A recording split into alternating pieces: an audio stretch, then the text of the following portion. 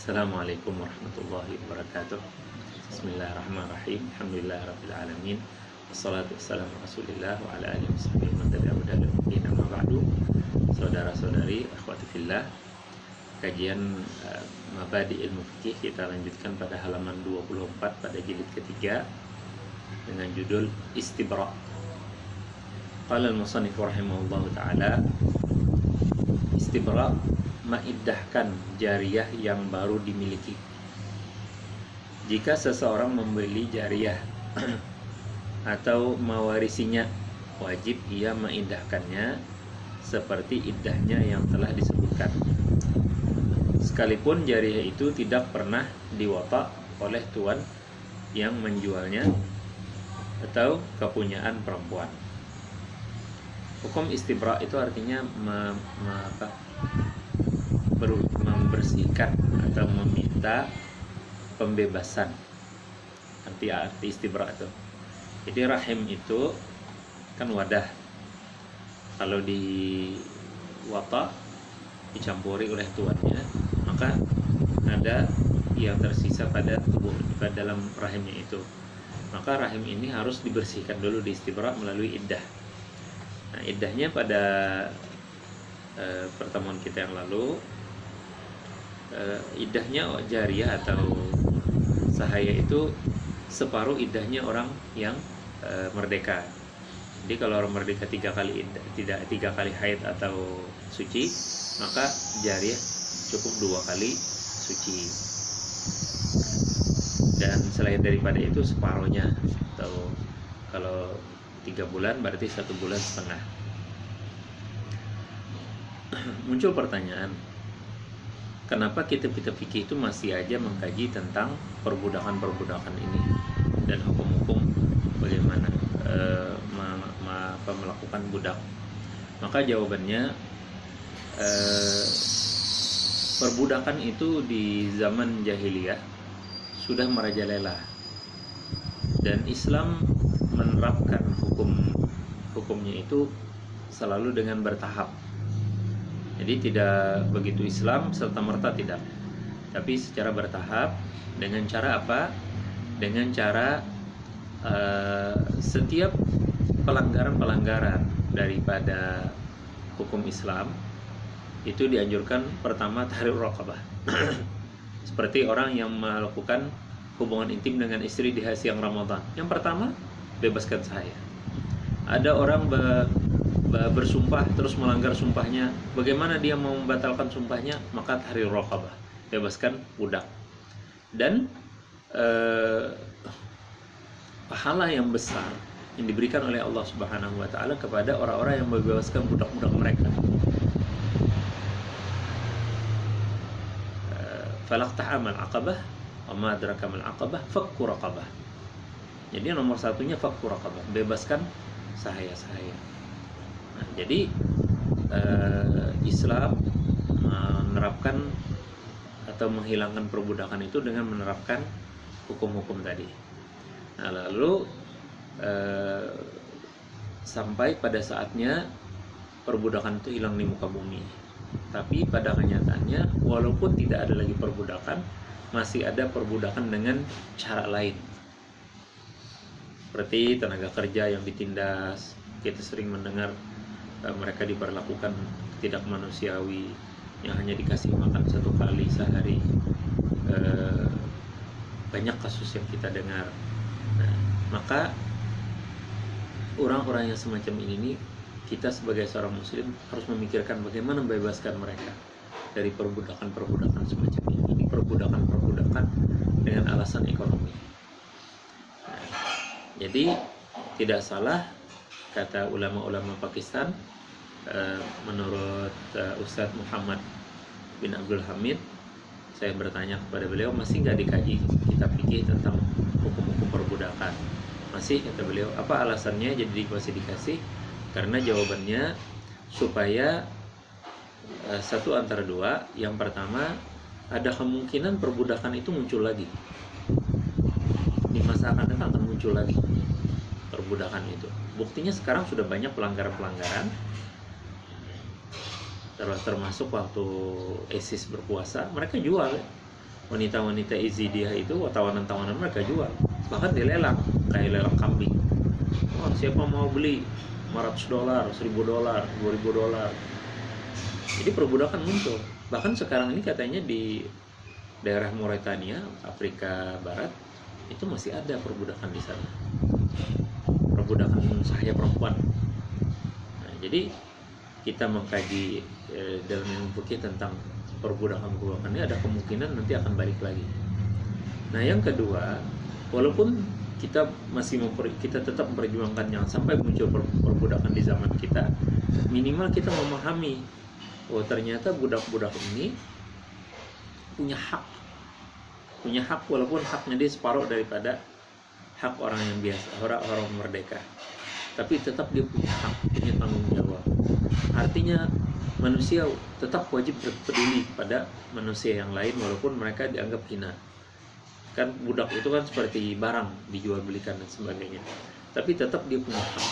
Makanya Nabi SAW dalam hukum perbudakan ini melarang memisahkan antara ibu dengan anaknya, antara kakak beradik, itu tidak boleh dibeli. Nah, jadi kalau ada budak itu kakak beradik, itu harganya lebih murah daripada yang sendirian. Kenapa? Karena kalau beli kakaknya, adiknya harus dibawa. Kalau mau adiknya, kakaknya harus dibawa. Tidak boleh dipisahkan. Begitu juga ibu dan anaknya. Nah, ada istilahnya al-mudabbirah atau ummul walad. Al-mudabbirah adalah wanita budak yang melayani tuannya semasa hidupnya, sehingga tuannya ini merasa, oh iya kasihan, dia melayani saya sepanjang hidup saya, bila saya mati dia bebas. Itu namanya mudabbirah.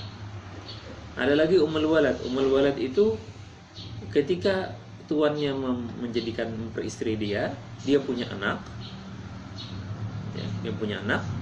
Bila tuannya meninggal, maka si sahaya ini, budak ini menjadi merdeka karena anaknya yang merdekakan dia. Jadi itulah mungkin sedikit tentang jawaban kenapa jadi hukum perbudakan tetap masih kita kaji. Kita lanjut kepada bab ar-radha', menyusui.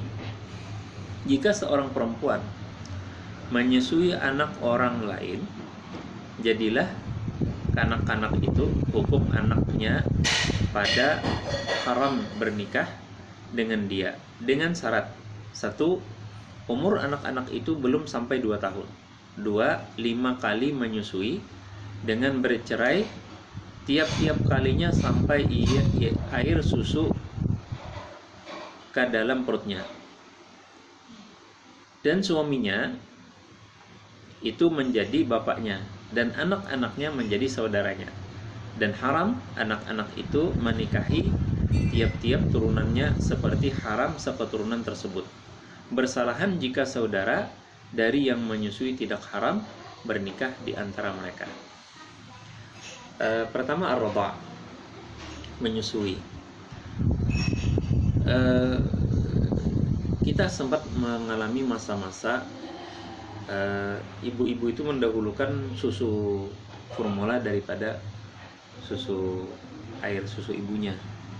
Sekarang ini program pemerintah khususnya di bidang kesehatan menyatakan wajib ibu itu menyusui anaknya mulai hari lahir pertama.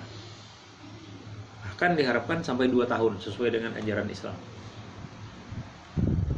Lalu saya bertanya kepada ahli kesehatan, bagaimana Pak kalau ibunya tidak keluar susunya?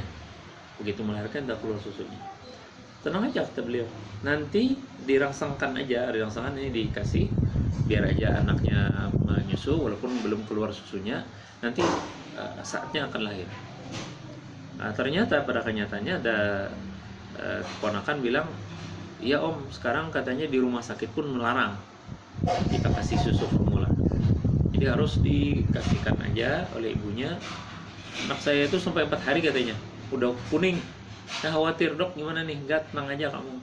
Hari keempat keluar susunya, deras susunya katanya. Nah, jadi Ini fitrahnya manusia. Sehingga Allah Subhanahu wa taala mewajibkan kita wal walidatu yurda'na auladahunna haulaini kamilain. Dan di masa 2 tahun ini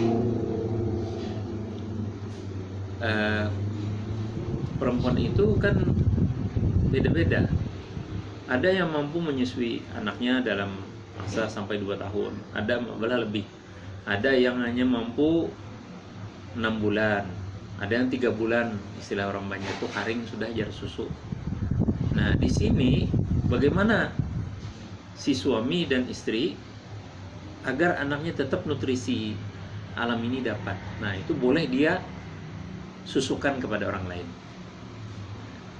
Dengan teknologi sekarang kan ada istilahnya bank susu. Tapi bank susu ini mengakibatkan ketidakjelasan datanya. Jadi lebih baik yang manual aja. Dia siapa ada keluarga yang sedang menyusui anaknya, mungkin anak orang ini sama dengan anak yang tadi ibunya mungkin meninggal, mungkin ibunya tidak bisa menyusui lagi karena sudah kering susunya, itu bisa disusukan kepada orang lain. Dan nanti di bab nafkah ayah wajib membayar itu. Wajib membayar itu. Bahkan andai kata suami istri bercerai, punya anak yang masih menyusu sama ibunya, mantan istri ya. Nah, ayahnya wajib membayar kepada mantan istri. Dan itu sangat gamblang penjelasannya daripada Al-Quran di surah Al-Falaq. Wa in ta'asartum fasaturdi'u lahu ukhra liyunfiq dzu sa'atin min sa'ati. Andai kata negosiasi antara si ibu dengan mantan suami, kata mantan suami, saya bisa kasih kamu 1 juta aja sebulan. Oh, nggak bisa, katanya nggak cukup, saya mau 2 juta misalnya nih. Nah, ta'asar tuh ternyata nggak bisa sepakat, maka boleh si suami memberikan upah ke lain. Ada keluarga, anak pun kamu menyusui anak ulun bari mumpuk 1 juta aja, mungkin aja kada apa-apa, sekalian aja susuku banyak, anakku kada gancang menyusu, kawa menyusu. Nah, apabila terjadi itu, maka muncullah hukum yahrumu minar radha'i kama yahrumu minan nasab. Hukum anak yang disusui itu, hukum keharaman menikahinya sama dengan hukum keturunan benar. Nah, kapan itu terjadi? Itu terjadi dengan 2 syarat. Syarat pertama, anaknya sebelum 2 tahun. Dan syarat kedua, dia menyusu 5 kali kenyang. Ada lagi yang mengatakan 10 kali tidak kenyang. Ada anak-anak itu nyusu kanan nggak kenyang, ada mungkin apa dia mau bermain, apa dia ada sesuatu yang dia menarik, dia lepas, datang lagi sebelah kiri lagi. Nah, tapi dia nggak kenyang, lari lagi. Nggak lama 2 jam 3 jam datang lagi, nyusu lagi namanya. Nah, itu dihitung 10 karena dia nggak kenyang. Tapi kalau dia nyusu sampai dia kenyang, nah itu dihitung 1 kali. Sampai 5 kali sudah sah menjadi anak sesusu. Anak sesusu ini juga salah satu alternatif tentang pengasuhan, tentang mengangkat anak, adopsi anak. Jadi anak itu bila diadopsi, dia bukan anak, tetap dia itu binnya bin ayahnya.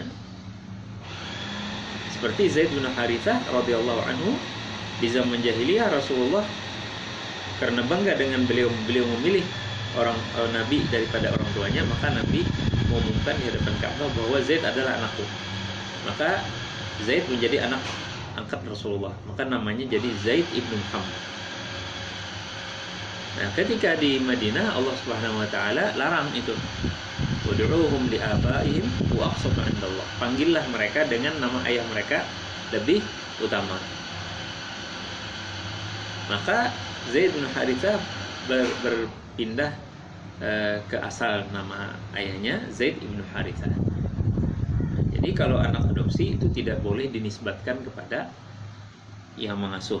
Begitu juga bagaimana kalau kita nggak kenal ayahnya siapa, nama ayah kita nggak kenal, maka itu menjadi maula. Ya, mawalikum.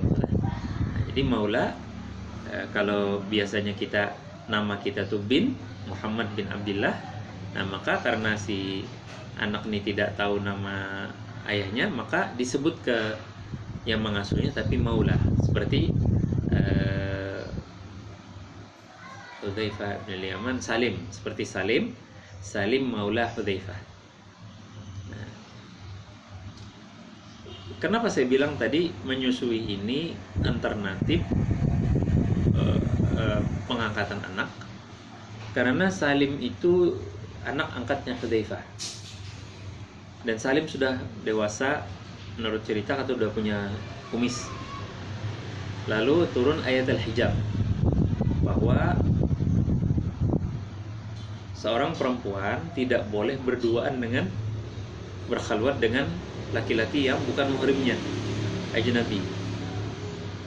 Orang yang boleh menikahi atau dinikahi itu ajnabi, disebut ajnabiyah.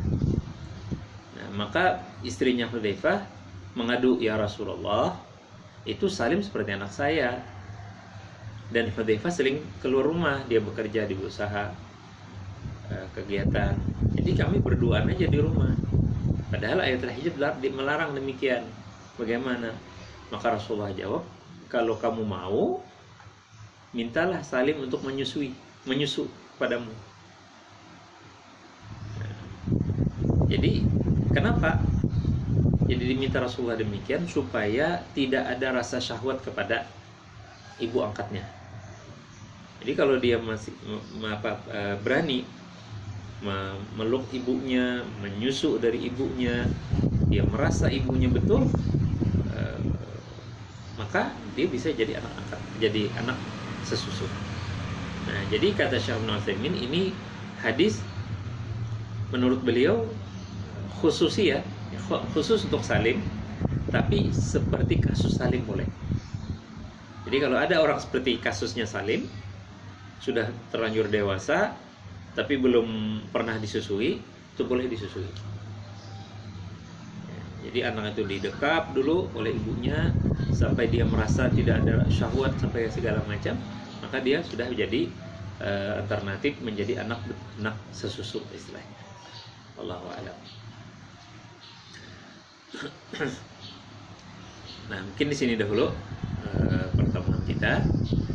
Kita akan menjawab beberapa pertanyaan dari teman-teman melalui Instagram. Sampai di sini dulu. Wallahu a'lam. Assalamualaikum warahmatullahi wabarakatuh.